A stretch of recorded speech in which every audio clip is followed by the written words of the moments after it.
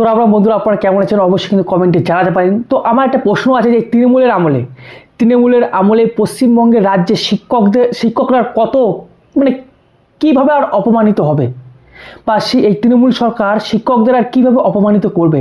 আপনারা সকলেই দেখেছেন সেই 26,000 চাকরির পর শিক্ষকদের কি মারা হয়েছিল, তারপর টেট যারা প্রার্থী তাদেরকে কীভাবে মারা হয়েছে। এখন যেদিকে আমি নজর রাখবো, আপনাদের কাছে মনে হতে পারে এটা ছোটো ঘটনা, কিন্তু এই ঘটনাটা বিশাল বড় ভাইরাল হচ্ছে। কেন ভাইরাল হচ্ছে? স্কুলের একটি প্রধান শিক্ষককে এইভাবে মার, গলা ধাক্কা, কিল, ঘুষি। আপনারা দেখতে পাচ্ছেন আমার স্ক্রিনে আপনারা দেখতে পাচ্ছেন যে কোথাকার ঘটনা। আমি একটু বলে দিই আপনাদের।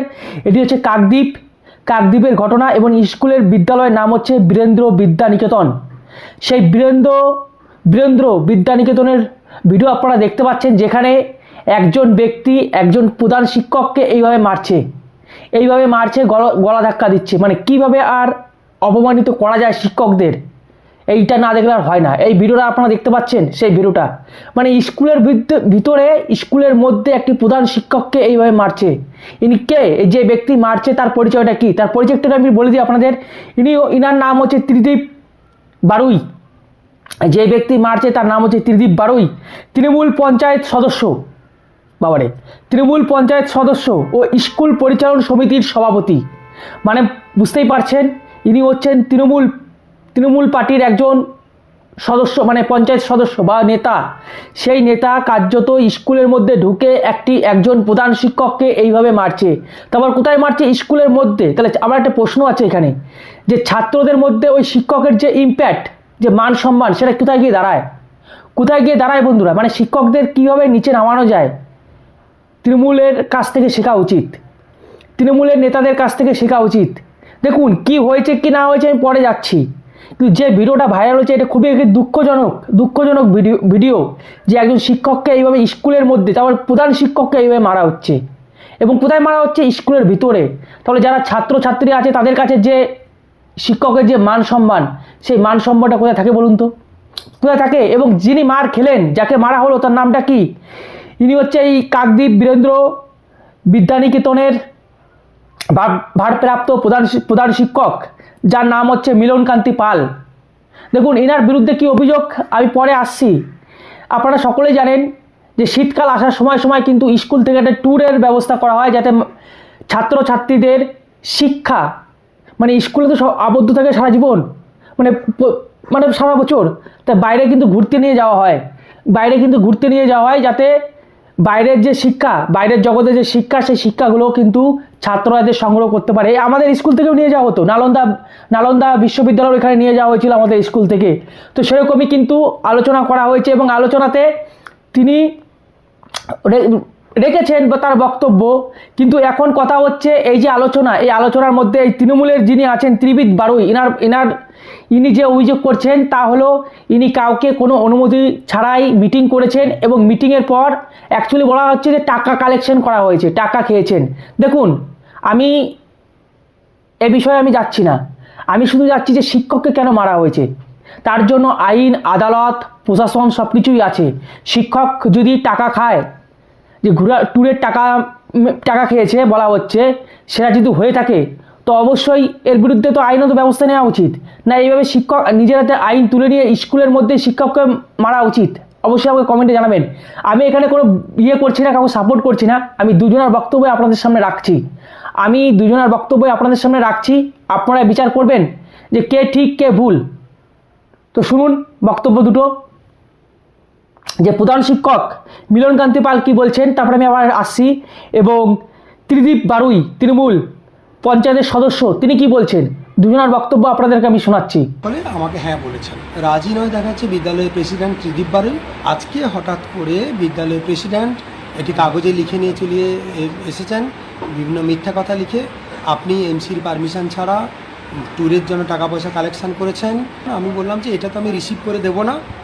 তখন বলছে কেন রিসিভ করবেন না? তখন বল প্রয়োগ করতে শুরু করলেন, চেয়ার সরিয়ে দিয়ে আমাকে ঘাড়ে জোরে আঘাত করতে প্রচণ্ড জোরে আঘাত করতে রক্তারক্তি কাণ্ড, ধাক্কা মারতে স্টুডেন্টদের সামনে দিয়ে, বিদ্যালয়ের ক্লার্ক হেনস্থা করতে করিডোর দিয়ে, বারান্দা দিয়ে ধাক্কা মারতে নিয়ে এসে এসডিপি অফিসের কেটে ওখানে মেন গেটের সামনে বের করে দিয়ে এখানে কলাপসিবল গেট। আমাদের মারতে ছিল আমি ঠেকাচ্ছিলাম। উনি হচ্ছেন বর্তমানে একটা ভবনের নামে টাকা তুলছে। সেই টাকা তুলতে গিয়ে উনি হচ্ছেন কোনো এমসির কোনো রিপোর্ট নেননি। আমি একটা রিসিপ্ট নিতে গেছিলাম, ক্লার্ক রিসিপ্টটা দেয়, কিন্তু ওনার কাছে রিসিপ্ট সিল আনতে যাওয়ার পর উনি কাগজটা মুড়ে ফেলে দেয়। তারপরে আমি যখন তুলতে গিয়েছিলাম এবং আমি বললাম আমি সই করি, তখন উনি। তো আপনারা শুনলেন দুজনেরই বক্তব্য। প্রধান শিক্ষক মিলনকান্তি পাল কি বললো, যে ভ্রমণ করার জন্য যে মিটিং হয়েছে সেখানে সবাই সায় দিয়েছে, হ্যাঁ ভ্রমণটা হোক, কিন্তু একজন সায় দিইনি বা একজন রাজি হয়নি, তিনি হচ্ছে ত্রিদীপ বাড়ুই।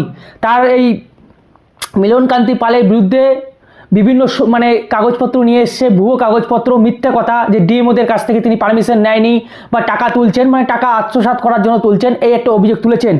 এবং তারপরে কিন্তু তাকে মারা হয়েছে। আপনারা শুনলেন কীভাবে তাকে মারা হয়েছে।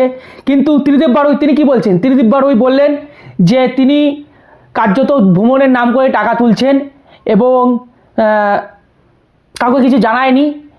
এবং তিনি অভিযোগ করছেন প্রধান শিক্ষক নাকি তাকে মারছিল, ত্রিদীপ বাড়ুইকে মারছিল। কিন্তু সিসিটিভি ফুটেজে দেখা যাচ্ছে যে ত্রিদীপ বাড়ুই তৃণমূলের যিনি পঞ্চায়েত সদস্য তিনিই মারছিলেন মিলনকান্তি পালকে। মিলনকান্তি পাল বা মিলনকান্তি বাবুকে, একজন প্রধান শিক্ষক, যাকে স্কুলের মধ্যে এইভাবে মারা হলো। এবার আমার কথা হচ্ছে, এই যে তিনি তার যে অভিযোগ যে তিনি টাকা তুলছেন ভ্রমণের নামে, তো তার জন্য তো পুলিশ প্রশাসন আছে, পশ্চিমবঙ্গে পুলিশ প্রশাসন আছে, তার জন্য পুলিশের দ্বারস্থ হতেন, প্রশাসনের দ্বারস্থ হতেন। তিনি নিজের কাছে কার্যত আইনটা হাতে তুলে নিলেন, কার্যত আইন হাতে তুলে নেয়নি, কার্যত তিনি দেখাতে চাইলেন যে তিনি কতটা শক্তিশালী তৃণমূলের আমলে। যেহেতু তৃণমূলের নেতা, আদৌ বিচার হবে কিনা জানি না, যে একজন প্রধান শিক্ষককে এইভাবে মারধর স্কুলের মধ্যে সিসিটিভি ফুটেজ আপনারা দেখতে পেলেন, যে এটা আপনাদের কীরকম লাগলো? ভালো লাগলো দেখতে? এটা কি গর্বের বিষয়? একটি শিক্ষককে, প্রধান শিক্ষককে এইভাবে স্কুলের মধ্যে মারা হচ্ছে, এটা কি গর্বের বিষয়? এটা কি গর্বের বিষয়? এর আগে আমরা দেখেছি পুলিশকে মারতে, এখন দেখি তৃণমূলের একজন নেতা তিনি কার্যত প্রধান শিক্ষককে এইভাবে ঘাড় ধাক্কা দিয়ে মারছেন স্কুলের মধ্যে, এবং স্কুল থেকে বাইরে বের করে দিয়েছে। আপনারা শুনতে পেলেন? এবং তাকে লক করে রাখা হয়েছিল। মানে আজব সমস্ত কিছু চলছে পশ্চিমবঙ্গে, আজব কিছু চলছে। মানে যে শিক্ষক আমাদেরকে শিক্ষা দেয়, যাদেরকে আমরা গুরু বলি, সেই গুরুকে ছাত্রদের সামনে এইভাবে মারা হচ্ছে। তা তার সেই মানে কি বলবো, আপনারা কমেন্টে জানাবেন।